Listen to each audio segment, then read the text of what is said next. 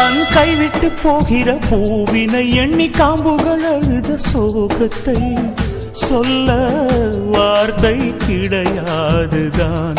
கொண்ட காதலி பிரியும் வேளையில் கண்ணில் கண்ணீரை ஏந்தவும் அனுமதி மறுத்த கடவுள் சரிகாரந்தான். மணமகளான என் பிரியமான தோழி, நீயுள்ள திசை எண்ணியே நான் வாழ்வேன். உயிர் தேடும் இளம் பூவின் இந்த வைபோகமே சிலையை தாலாட்டவா. சொல்லத்தான் நினைக்கிறேன், சொல்லாமல் தவிக்கிறேன், மனதெங்கும் காயங்களாய். கல்லடிகள் தாங்கிய கள்ளிச்செடி போலவே